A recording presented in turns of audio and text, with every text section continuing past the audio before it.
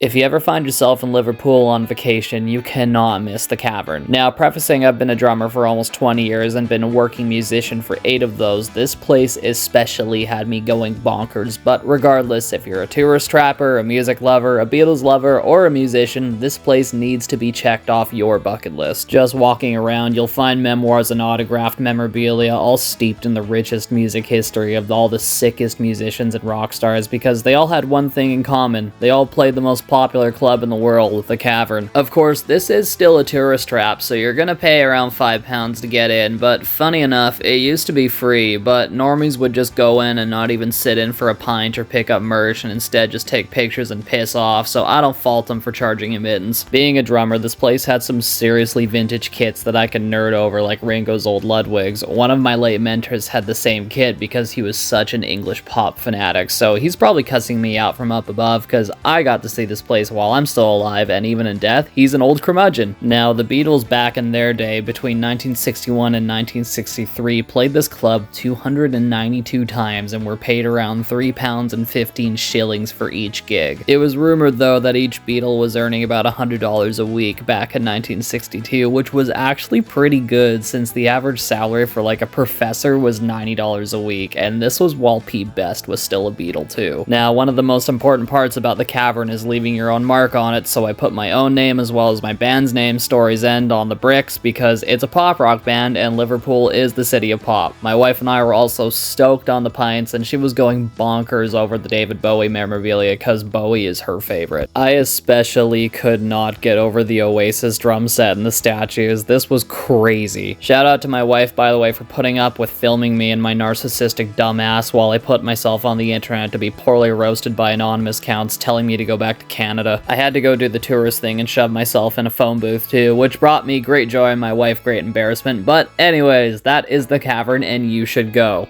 And by the way, hit the follow button. I have just moved to Ireland all the way from Canada, and I am recording my journey of seeing more of the world for the first time, as well as vlogging my new life in Ireland one day at a time.